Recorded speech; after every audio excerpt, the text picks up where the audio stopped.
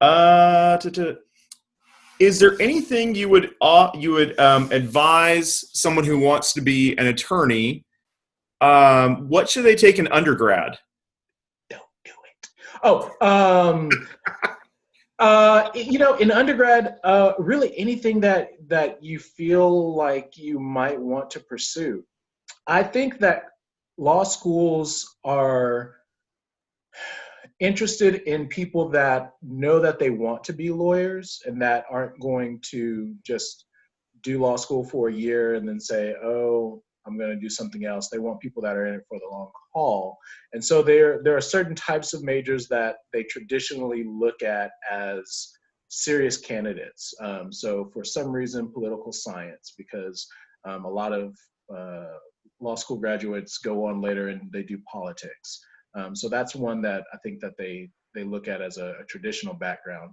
I think more and more philosophy is being looked at as a traditional background, which makes perfect sense because there's so much reasoning that's involved in learning the law and learning how to be a lawyer. But having said that, when you get to law school, it is a brand new language. It's like learning Russian, or something Slavic that doesn't even have a romantic language-based background. I mean, it's just completely different. You have to learn how to think a different way, write a different way, speak a different way. And so there really is no bad major to have. And somehow or another, something in your background at some point in time is going to help you. The people that I knew that did particularly well in my class, one was a philosophy major, the other one was a music major. Okay. Actually, that was a question I had is, do you think law has a part to play in philosophy, or does philosophy play a part in law? Yeah, absolutely. I mean, if you go back to the pillars of thought, right? I mean, Plato, Socrates, Aristotle. I mean, even if you look at the Bible and you look at how Jesus reasoned through scriptures, there's just so much reasoning and logic that's based in the practice of law and in the practice of thought. And that's really what we do as lawyers, is we're thinking through problems. So I think it's really important to have that understanding of how to look at a problem from different angles. There are a lot of people that never have to look at a problem from the perspective of the other person. And if you're not trained in that skill, then you're really missing out. It's going to be invaluable in helping you problem solve. So the devil's advocate, basically learning to argue both sides of the coin, even if you don't believe in the other side of the coin. Exactly. And that just goes with good listening too. I mean, you can really begin to understand someone's perspective when you learn how to put yourself in their perspective. Yeah. Okay. All right. So let's get into a case question. Actually, this one's an easy one. How many jury trials have you tried? A lot, more than a bit by a bunch. I'm gonna say conservatively, I'm probably over 200 at this point in time. That's Wow. probably a function of the fact, though, that I was a prosecutor for 4 years. So as a prosecutor, I mean, that's almost all you do is try cases, and you do it, or you have an opportunity to do it every week. And I enjoy trying cases. I love trying cases as a prosecutor. I wanted to get as much experience as possible. So now that I've been doing this for 14 years, I'd say I've probably stopped counting at 200. Wow. I know there was, I went to an ABOTA meeting, which I think is one of the legal defense organizations, and they do an outreach for teachers. And they were talking about how hard it was to get certain members to be a part of ABOTA because so few lawyers in some areas have actually have not even gone to trial with at 10 cases in some ways because of the prevalence of plea bargaining. Mm. So Yeah, that, and I mean, when you're a defense attorney, you really are facilitating your client's wishes. yeah. So there may be a case where I believe that the evidence is completely insufficient and that the state could never prove its case. The police made a bad decision, and I think that the motive for the witness is atrocious, and I think that my client should take the case to trial. It's still my client's decision whether or Yeah. not to take that case to trial. So, even if you want to be a litigator that is trying a lot of cases, you really do have to respect the concerns and the risks that your client bears, their decisions. So you're, as a lawyer, you're more of the, I'm going to guide you through the legal system, and I will take your words, your ideas and thoughts, and I will translate them into legal speak Mhm. for this particular language we speak, to, to get the point across and to hopefully get a judgment in your favor. That's exactly right. And there's so many procedures, so many rules that are involved in trying a case that even if you are very articulate and you're very smart as a person to try to represent yourself, there's just so many pitfalls because you have to know how to present evidence, how to get the evidence into evidence. So how to take an item and make it admissible to the court so that it can Yeah. be considered. And then, of course, certain court cases certain precedences are disallowed based Mhm. on different types of evidence, Right. which I know that was something, uh, the per se, which is when a defendant defends themselves, Pro that I se, was, yes. that I was present at, and with your firm, and the judge had to keep reminding the, I guess, the self-appointed client Mhm. that you can't use that one. You can't use that one. And I don't Right. know what it was, but he just kept bringing back the same one, and the judge kept reminding him. Mhm. And the judge was very gracious about it, but Right. it was clear that it's like, hey, that one does not apply in this case, because I'm guessing either the state Supreme Court or the Texas Supreme Court or the national, or whatever, the Supreme Court, big one, had ruled on that at some point, that this does not apply to that. Yeah. Okay. Um, all right. Let's see. What is the most common type of criminal case you handle? I think that the cases that we see the most are drug cases, followed by domestic violence, followed by DWIs. So, what type of drugs? Every single type of drug that you can imagine. I had a case we tried a few years back where a gentleman was pulled over in a truck that was hauling. It was a horse trailer that he was carrying behind it, and in the horse trailer were hundreds of bales of marijuana, and it ended up being Wow. 600 pounds of marijuana. That is Uh, not a personal use amount, is it? I mean, it wasn't Willie Nelson, so I guess not. But yeah, so I mean, we've had that. Um, I've had a couple of kilos of methamphetamine. We've had just large amounts of cocaine. Any PCP or angel dust? Um, Actually, I don't think I have had those. I've had almost everything. I've had tar. I've had ecstasy. I've had um, the THC, the oil. The resin, yeah. Yeah, I've had residue. Where it was nothing but something that was left over in a small container. Yeah. What about GHB? Sorry, GHB? I'm not sure. I'm not sure what that is. Date rape drugs. Okay. Yeah. So when I say ecstasy, that's what I'm thinking of. Okay. Yeah. So yeah. Well, I mean, we had those. There was actually for a while there was a club in town. I won't name it, but it's not open anymore. But there's a club in town that, I mean, almost every Friday there was some incident revolving around different things that were being I handled. think I know where, which place of what you speak, because it came up in a staff meeting at one point over some issue of some type. Yeah. Um, yeah, no, I was wondering about the PCP angel dust, because we use the annual DEA threat assessment, drug threat assessment, every year in my class, and like PCP and Uh-oh, you're frozen. Let's see if I can figure out what's going on here.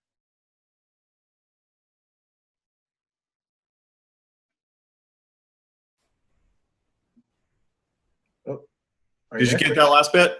The last thing I heard was threat assessment. Yeah. So PCP and Angel Dust hasn't showed up on the DEA threat assessment list as like a major concern since 2015. So that's why I was curious about it. Okay. So, yeah, we got some spotty internet connection. I think sometimes it's my end, and I think sometimes it's your end. All of a sudden, you just freeze and become very stoic. What? How dare you? Okay, I have AT&T. Okay. Okay. All right. What was the most interesting or challenging criminal case you have worked that you can share with us? I have a few of them. The one that always comes to mind first is a misdemeanor, and I'll try to send you some screenshots related to this case. Okay. There was a young gentleman that he had three friends that were sort of no-gooders. They were constantly getting in trouble. Two of them were minors. One of them was an adult. He was just barely an adult himself. And the three other guys broke into a used car lot and broke into several of the cars, took some items out of it, tried to hotwire a couple of the cars, couldn't do it. So they ended up getting prosecuted for burglary of a motor vehicle. The police arrest the first guy. The first guy confesses. They don't ask the first guy who else was with you. They just say, okay, well, it's the first guy. We know that he always hangs out with guy number two. So they go to guy number two, and then guy number two confesses. They don't ask guy number two who else was with you. Based on the fact that the police know these guys and know that they all hang together and that they've got one and two involved, they go to my client. They skip guy number three. They go to my client. My client denies being involved. They arrest him anyway. The only evidence in the case that the state believed suggested my client was involved was a very grainy black and white surveillance video that was taken at nighttime. And when I tell you that it looked like ET, I am not exaggerating. I mean, it was a white hood and just, glow in the dark cat eyes, that were reflecting Good white gracious. and a black face. And that's it. And so we have a trial. The first two people that were arrested testified that that picture is not my client. In fact, that picture belongs to this other guy. That is this third guy that you didn't go talk to. It wasn't my guy. Yeah. We found and subpoenaed the third guy to trial. And the third guy said, yeah, that was me. That's me on that video. It's not your client. Yeah. The jury still found him guilty. On one piece of evidence. Yeah. Okay. Well, I tell my students all the time that they should not, if they're all they have is a single piece of evidence for a case, they probably need to go back and find more evidence. How much time did this kid serve?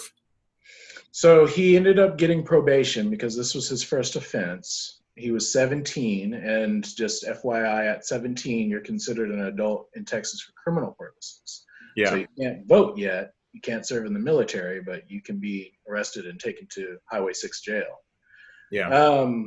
Anyway, so he was given probation, and he didn't do well on probation. He didn't have a lot going for him.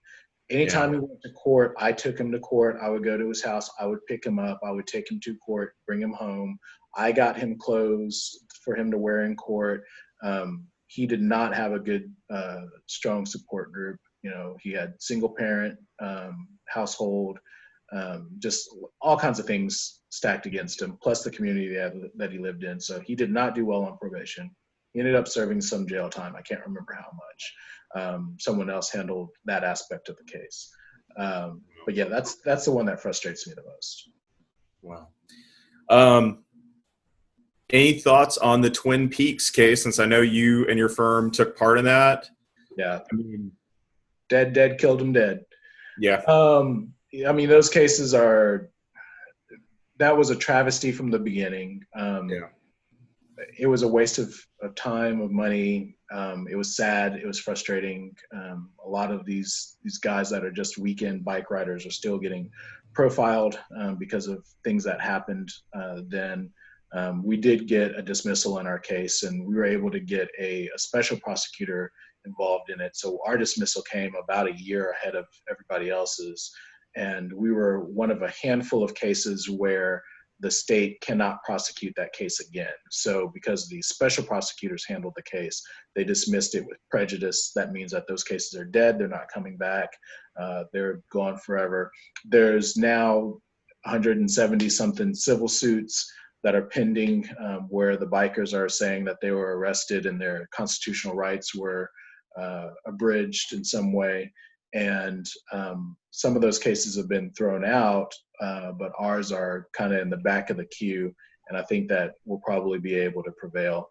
I just noticed that I think that you froze up for a little bit. Did you hear all Yeah, that? I did. But since we're recording on your end, it's a little less of an issue than it is on mine.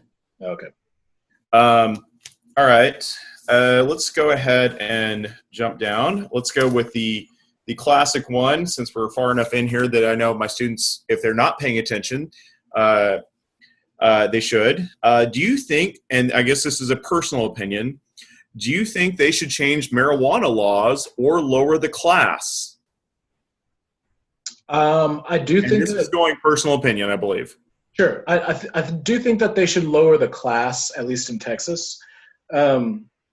Every state has their own ability to determine how they're going to handle it according to their penal code.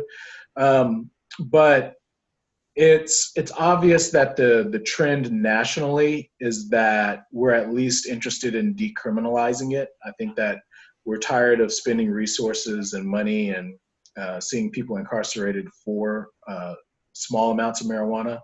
And this last couple of legislative sessions where hemp was legalized, and so it sort of created Yeah, that quasi weird state. this quasi weird state. You can see that everything hasn't fallen apart. The system hasn't gotten bogged down by an excess of cases. In fact, things are moving a lot better, and I think judges. Really? Yeah, I mean judges, at least as it concerns marijuana. Okay. Judges and juries are tired of seeing those cases. Nobody's really interested in prosecuting it. So I think that already as it is in Texas, those crimes can be punished by fine only, but a lot of police departments in your mid to small jurisdictions still arrest for it. In Austin, in Dallas, and Houston, they treat those as tickets. They cite you, you pay a fine, and you move on down the road. But here they're still they're still arresting for those here, and it's just a waste of time. So I think that they should be considered as Class C tickets, just like your speeding tickets. Let them be handled by fine only, as long as we're talking about a small amount. Okay. Let's see here. Here's a fairly current one. Have you had more or less court cases since the worldwide epidemic of COVID-19? That's a great question. I would say that I've had less cases. We've had less intake. There's less clients that are needing attorneys at this point in time. I think that the police are intentionally making less arrests, which maybe communicates something about the way that policing can be reduced in the manner and means in which it's conducted, the aggression. But we've been in court probably the same amount, but we do court by Zoom appearance the same way that we're doing this meeting right now. So we have judges sitting at one place, we have the clients at the jail, and we conduct the plea even though none of us are in the same room. We exchange paperwork through email. The system's moved very efficiently. It took a while to get it set up, but it's still been going. I would say that we're probably moving about 4 cases a week. Is that more or less than previously? It's about the same. About the same. Okay. All right. So I've got a fairly specific question here, which I got a pretty good idea which student asked me this one. What happens if you continue to drive without a front license plate, even after you've been pulled over for it once? Hmm. So the I'm pretty sure that that offense is a Class C ticket, um, failure to display a license plate in the proper place. Um, it's not an enhanceable offense. So each time it happens, your punishment is the potential of a fine up to $500. However, if you go to court and pay the fine, or let's say that you only got fined $300 the first time. If you go Yeah. to court, you pay that fine, and then you get pulled over for it a month later, and then you get fined again. You go to court and you're looking for mercy, you're going to be dealing with the same prosecutor probably, or a prosecutor that can see your criminal history. They're going to see that you've been in trouble for this, and so they're going to increase the fine on you in all likelihood. And so then you're going to end up at a point where you're paying the high end of the fine over and over and over. I would definitely advise you to go ahead, and unless we're talking about a classic car, in which case there's some exceptions I think out there, I'd Yeah. encourage you to go ahead and just fix the problem, put the plate on there. Okay, and I think this goes along with that same question since it's in the same column. What happens if you continue to drive without your license, even after you have been caught without having a driver's license at all? And this is a question that's come up a couple different times with me in my class, where my students are like, I got pulled over for not having a driver's license, but I don't have time to go get a driver's license because the hours are during school or during work or whatever. Yeah. This is different, and this is important, and I'm actually glad someone asked about this. So in Texas, driving without a valid license or driving with a license that's suspended is an enhanceable offense. So the first time that you get it, it is a Class C ticket. It has a fine up to $500. If you handle that wrongly, meaning you go to court and you just pay the fine, then you will have a conviction on your record. That record, both your driver's history and your criminal history, is now enhanceable. So if you get pulled over for that same offense again later, next time it's not a Class C ticket, it's now a Class B misdemeanor, which means Wow. you won't get ticketed, you will go to jail. There are problems with this. So the way that you get around this, number one, is you hire an attorney. But number two, you have to keep your first disposition, your first plea. It has to be a certain type of special probation that keeps your license from being suspended. And you got to make sure that the paperwork's done correctly, because if it's not, you will accidentally stumble upon this black hole that you can never get out of. But what happens is the second time, Class B misdemeanor, so you go to jail instead of getting a ticket. All right, now when you go to court on that case, if you don't handle it correctly, it will resuspend your license. And so you will constantly have your license suspended, and you will never be able to get out from underneath the suspension. Wow. I think last fall, we changed the law in Texas so that the previous surcharges were wiped clean, so that if the only reason that you couldn't get your license reinstated was because of surcharges due to previous convictions in that cycle, those surcharges were cleared out. So now you have the chance to get your license reinstated. Take advantage of the opportunity to do it now, but you don't want to start down that path again, because it is a black hole that is almost impossible to get out Wow. Which I guess, since this is the next question in line, the student may be asking for free legal advice. What is your win-loss ratio? of.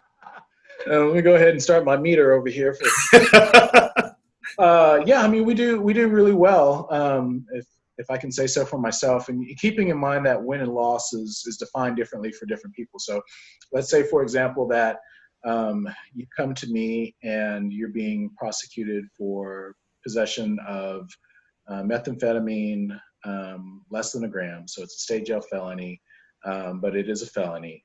You've never been in trouble before, and the prosecutor wants you to do penitentiary time. They want you to go to jail. Yeah.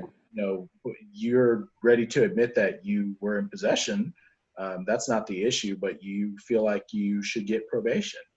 That's what's fair and just in the circumstances. So a win is if we're able to get probation. And so you can see how, from different perspectives, wins and losses are guided different ways, but we do very well, I feel like. Okay. All right. So let's go a couple softball questions here. I guess sort of softball. Are you friends with any judges? Are lawyers allowed to be friends with judges? Friends. What are friends? Friends. Yeah, I mean, it's a small community, legal community that we have here. And I mean, it's often the case that people that are in private practice will go run for office and they'll become judges. And so we're at least on an amicable basis with, a lot of the different judges, and they have my number and I have theirs, and we may socialize every once in a while. It does get weird sometimes when you feel like, should we be hanging out, outside of the office, where someone can later say that we have some sort of a improper advantage because we're friends with the judge. That gets tricky. You just have to, try to be above board. But to answer your question, yes. Okay. I'm so easy, or well, not easy. Does your job get stressful? No.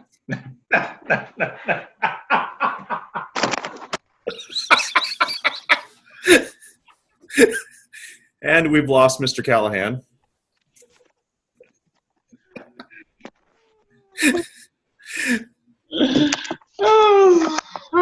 Okay, there we go. Yeah.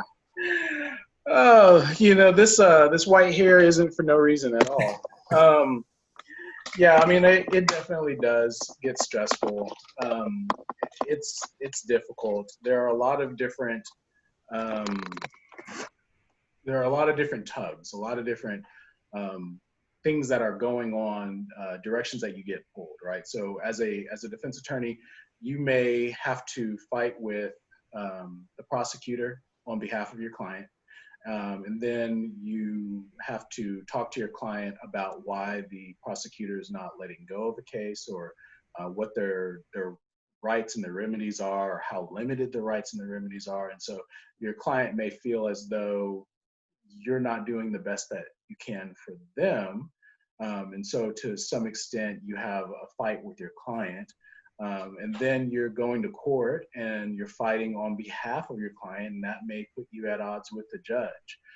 So this is why it's so important to have the right team behind you, or the right culture in your office of coworkers, because a lot of times as a defense attorney, you feel as though it's you against the world. It can definitely be very stressful, not to mention the stakes. You're fighting for people's life and for people's liberty. You want to do the best that you can. Hey, Robert, can you scoot the computer up a little bit? Your sound is down a lot, or I think there might be something blocking. Okay, let's see here.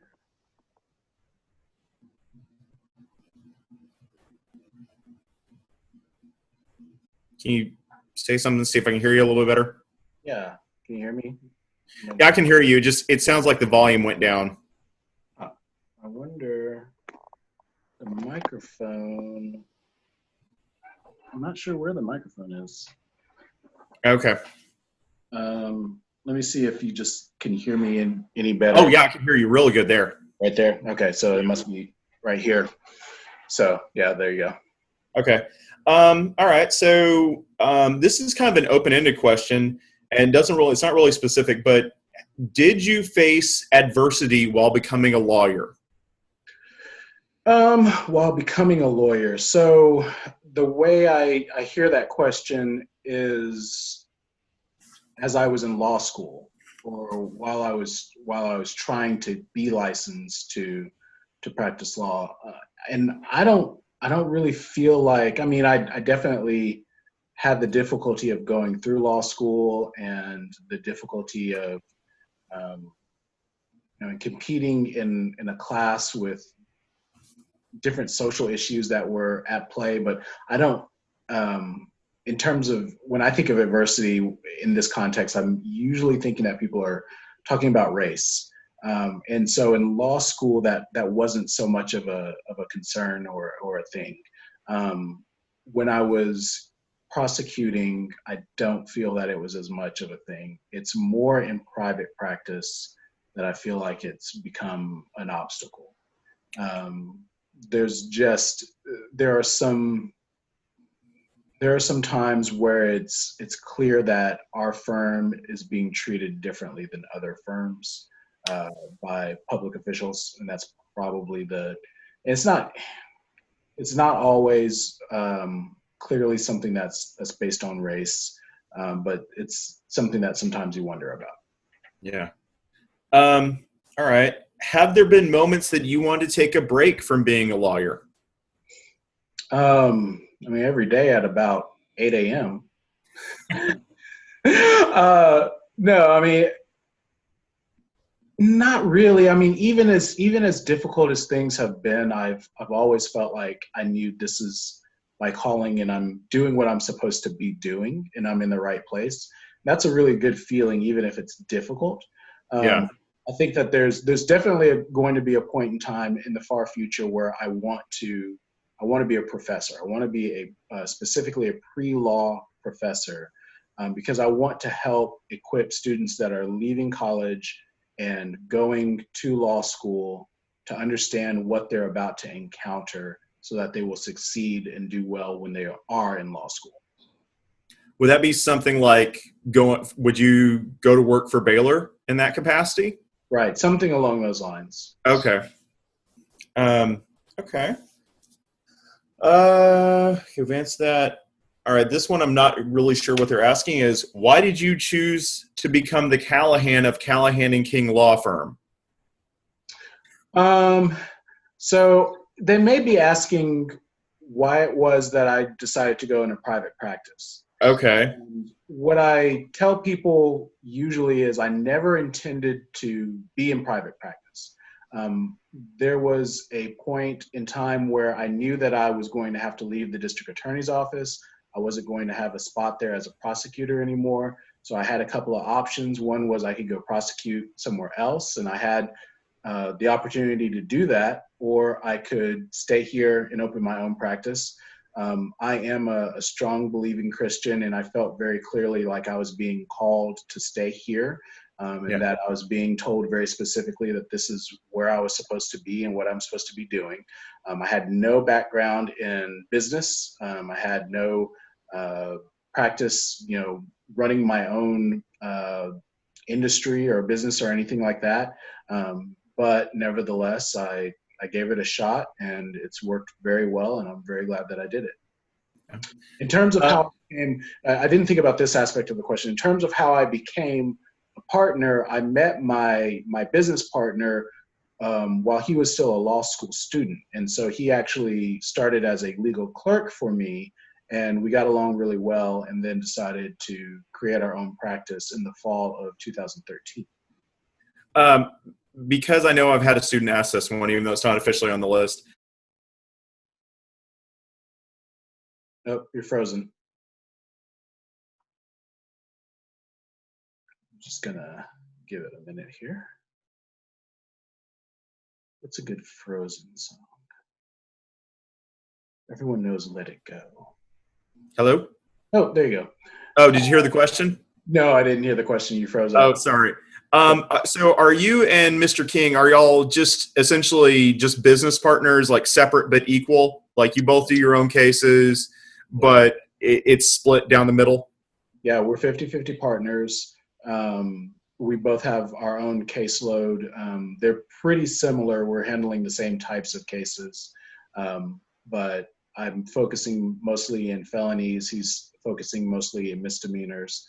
There's some overlap, some interplay, but yeah. Okay. And how many lawyers do you have working for you currently? Right now we have 3. We are tentatively looking at having a 4th. Okay. year we'll see how that goes. All right. All right, let's go down here. All right, so let's go ahead and give me just a second here. Answer that question. Okay. So I've had a bunch of questions that are like, what's been your most challenging or difficult case, which is something you've already answered. But what are the cases most difficult to work? I think the cases that, generally speaking, are the most difficult are the ones where you truly believe in your client's innocence and you feel as though everything rides on your shoulders. And it all comes down to whether you're going to say the right words or whether you're going to do things the right way. And you just feel a lot of pressure. So, that's true across a variety of different types of criminal cases. But of course, in terms of subject matter, the cases that are more difficult are always the ones that revolve around some sort of a sexual assault or some sort of sexual ickiness. Yeah. Those are the ones that I think are just the most difficult to wade through the details of. Yeah.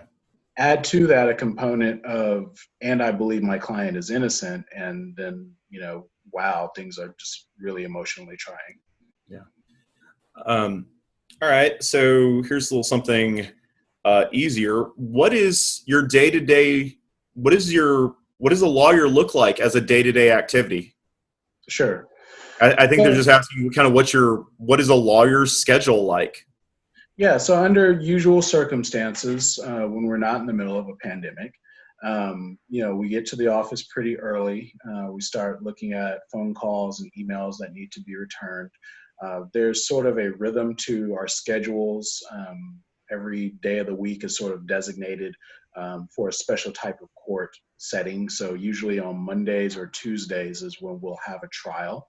And so if we're going to have a trial, then we are going to show up, or if we could potentially have a trial, we show up to the courthouse about 8:30 and just, check on the docket to see whether or not our case is going to get reached for trial.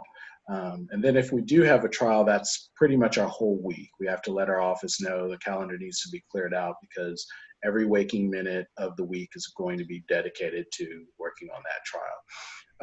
If we don't have a trial, then that means that we've just had our week open up a little bit.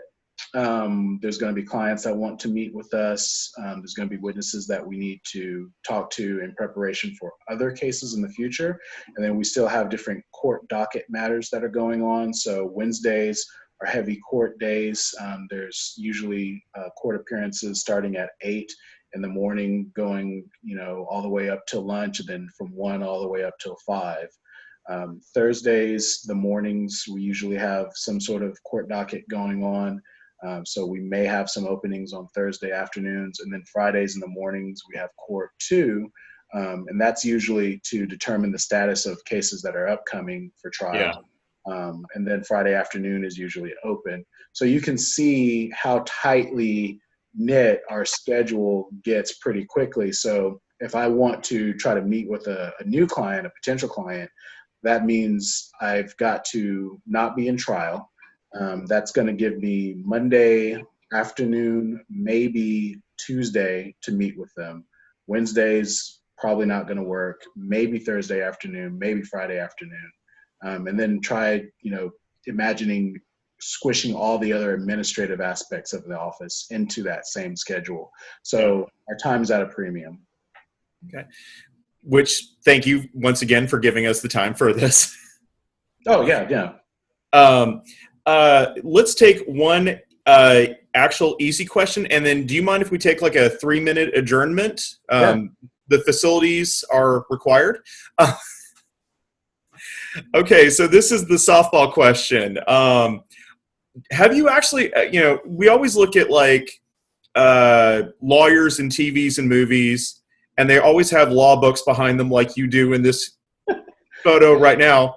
This is a prop. If I touch it, the whole thing falls over. So I'm intentionally scoot back away from it, giving myself lots of space. You saw what happened when I spun around, so I'm not gonna touch any of that. And we froze up.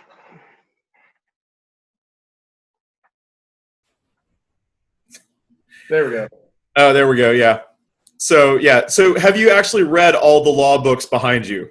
Yeah, no, that's first day of law school. You're required to read all those. Okay. No. And they're not cheap either. No, so those books, yeah, I mean, they are largely now when you see them in a law office for show. Yeah. Um, Everything that's in those books is now condensed into an online database, and most Okay. lawyers have access to a free version of that database, or they're paying for a version of that database, and so you no longer have to thumb through those books. And Thank that God. would be LexisNexis. Is that it? Exactly. Now, fun fact, in law school, you will learn and you will have to learn how to research the laws and information that you're looking for in those books, so that if you don't have access to such a database, then you have the ability and the knowledge and the know-how to go ahead and do it in those books.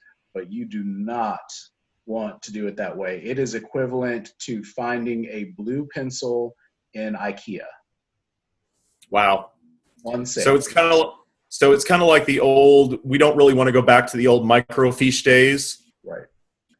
For most of my students who are not familiar with that whatsoever, but I know me and you were, because we've both probably done research via microfiche. Yeah, yeah, those were the days. All right. So let's take about a 3-minute break.